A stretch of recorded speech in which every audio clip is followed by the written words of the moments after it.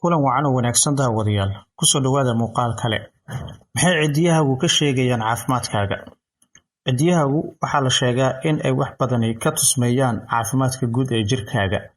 Inaad yeelato cidiyo xoogan kaliya uma fiicno qurxinta ama dhanka quruxda, balse waa calaamad gaar ah oo muujinaysa in caafimaadkaaga uu wanaagsanaado.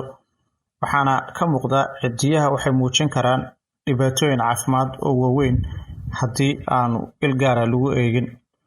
Ha ahaadeen cidiyo jajaban, cidiyo guduud ama jaallo ah, ama cidiyo markaasi gaar ahaan caadada dadka inta badan cidiyaha qaniino, waxay tilmaam ka bixin karaan dhammaanba calaamadahan wax badan oo caafimaadkaaga ku saabsan, sida uu sheegay Dr. John Anthony, dhakhtarka maqaarka oo ka tirsan Cleveland Clinic ee Ohio ee cariga Mareykanka, iyo Dr.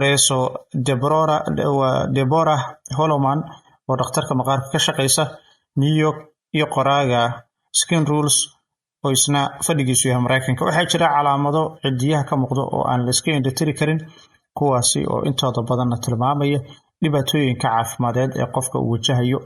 Haddii aad aragto isbeddel cusub oo aan caadi ahayn oo ku dhacay cidiyahaaga, la xiriir dhakhtar caafimadeed si loo hubiyo inaysan jirin dhibaatooyin kale oo waaweyn. Haddaba aynu isla eegno marka calaamadaha ugu badan ee caafimaadka cidiyaha lagu aqoonsado. Tan koowaad, cidiyaha kalarka jaalaha leh ama huruudda noqda. Cidiyaha huruudda noqota ama jaalaha waa calaamad caadi ah. Sababta ugu badanna waa caabuq fangayga loo yaqaano, laakiin xaalado dhif ah waxay tilmaami karaan cudurro sida sonkorowga, cudurrada qanjirka thyroidka, ama xanuunada sanbabada.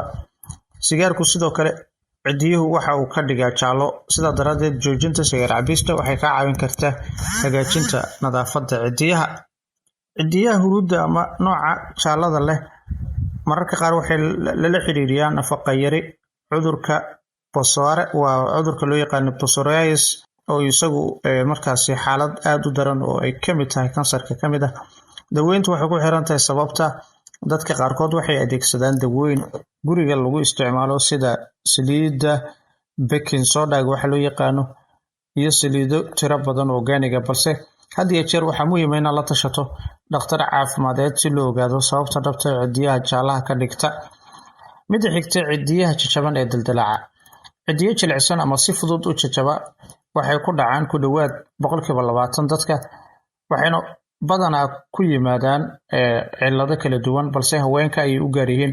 Waxayna si fudud u jabaan una dilaacaan ama u kala go'aan, sida uu sheegay Dr. Holloman. Waxa uu sheegay sababta ay noqon karto qallayl badan ama cudurka qanjirka thyroidka, gaar ahaan hypothyroidism, marka qanjirku uusan soo saarin hormoonada ku filan. Sababaha kale waxaa ka mid ah nafaqo yari, gacmo dhaqid joogto ah, cimilo qalalan ama qabow oo qofka uu ku sugan yahay, kiimikooyin, iyo dhaawacyo soo noqnoqda. Haddaba si looga hortago, yaree in biyaha badanaa cidiyaha ay taabtaan, xidho gacmo gashi ama gloves marka aad shaqooyinka nadaafadda qabanayso, cab biyo badan oo isticmaal kareen dabiici ah oo qoyan isla markaana wanaagsan. Midda saddexaad, cidiyaha daldaloolka yar leh ee pitted nails loo yaqaano. Marka cidiyahan ay yeeshaan godad yaryari, waxaa loo yaqaanaa nail pitting, taasi oo inta badan la xiriirta cudurka loo yaqaano psoriasis. Waxaa lagu qiyaasaa ilaa 50% dadka in cudurkaasi qaba ay yeeshaan calaamadahan. Haddii aad aragto daldalool ama daldaloolo cidiyaha ku yaala, waa inaad la hadashaa ama la kulantaa dhakhtarkaaga maqaarka si xaaladaasi uu kugu xaqiijiyo waxay tahay.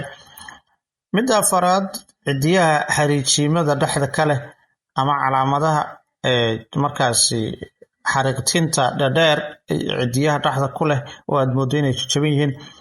Haddaba waxay ku muuqdaan mararka qaar waxay ka dhalan karaan dhaawac, balse sidoo kale waxay tilmaam ka bixin karaan xanuuno kala duwan. Dhakhtarka waxa uu sharaxay in marka jirka uu la dagaalamayo xanuun, uu tamartiisa ka leexiyo cidiyaha oo uu isticmaalo meelaha kale ee muhiimka. Haddii xariijiimahan ay ka muuqdaan cidiya badanaa, dhakhtarka ayaa la doonayaa inaad booqato si xaaladaasi u ogaado.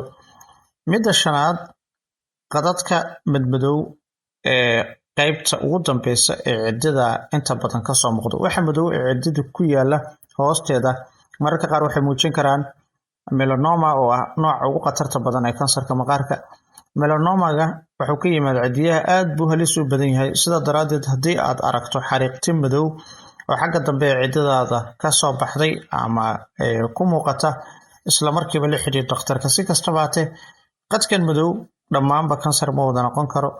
dad badan oo Afrikaan Amerikaana oo ka weyn daadoodu 20 sano jir ayaa yeesha xaaladan la yiraahdo melanchia, taasoo keenta xariijimo madow oo la xiriiro waxa loo yaqaan skin pigment ama maqaarka. xanuunada inta badan soo gaaro unugyada cidiyaha soo saaran, marka qaarna dhaawaca xididada dhiigga ee hoosta cidiyaha oo loo yaqaan splinter hemorrhage ayaa sidoo kale sababi karta qadan madow ee cidida xagga dambe qofka uu ku yeelanayo.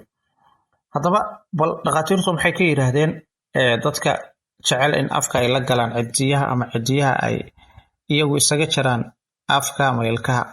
qaniiniyada cidiyaha waxaa lagu tiriyaa calaamadaha OCD-ga, waa cilada walwalka sida uu sheegay buugga DCM loo yaqaan oo ay diyaariyeen ururka dhimirka Mareykanka.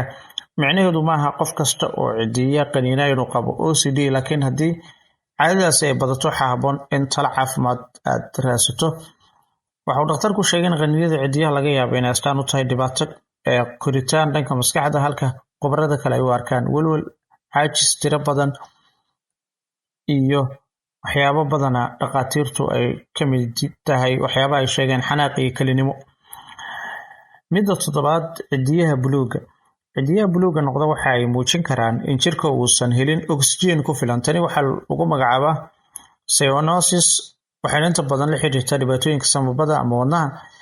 cimilada qabow sidoo kale waxay mararka qaarkood cidiyaha ka dhigi karaan buluug, sababtoo ah xididada dhiigga ayaa yaraada, taasi oo ka hortagta dhiigga oxygenka leh inuu gaaro cidiyaha. haddii buluug uu noqdo cidida mid joogta ay soo laabato, waxaa la doonayaa in dhakhtarka maqaarka aad booqato. haddaba dhibcaha casaanka ee cidiyaha lagu arko waxaa loo yaqaanaa lycochia, badanaa waxa ay ku yimaadaan dhaawac yar sida marka far lagu dhaco. waxaa jira dad aaminsan arrimahan uu sheegaya inay ka dhashaan calcium yari, balse dhakhtarku waxa uu sheegay in taasi aysan ahayn. sababaha kale waxaa ka mid noqon kara falcelin xasaasiyadeed, caabuqa fangayga, dhaawac ama nafaqo yari. haddaba gunaanadu isbedel kasta oo ku dhaco cidiyaha, ha ahaato cidi markaasi kalarkeedu isu bedesho yellow ama cagaar ama jaalla, huruud, cidi noqoto mid markaasi jajaban dildilaac leh, mid madow qaybta dambe ku leh, ama cidida buluuga, la iskama tiri karo. qaar ayaa wax weyn oo khatar noqon kara, qaar ayaan ahayn wax aan khatar ahayn, balse waxay astaan u noqon karaan cudurro halis ah ama cudurka qanjirka thyroidka. sida ugu fiican waa in markasta lala xiriiro xirfadle caafimadeed ka hor inta aan la isku dayin in qofku uu isticmaalo dawooyinka guryaha lagu isticmaalo harbalka. haddii caadooyinkan sida cidi qaniinadu ay la xidhiidhaan walwal ama cadaadis, waxaa la doonayaa inaad booqato dhakhtar, isla markaana aad hesho habab caafimaadooda kale oo aad ku xakameyn karto arrimahan. guud ahaana muuqaalkan inta ayaan kusoo gabagabeynayaa. fadlan subscribe inoo saar channelkan, like garee muuqaalkan la wadaaga saxaabtaada. tani iyo muuqaalkiisa xigeenteenu kulmi doono. sidaa iyo nabaday.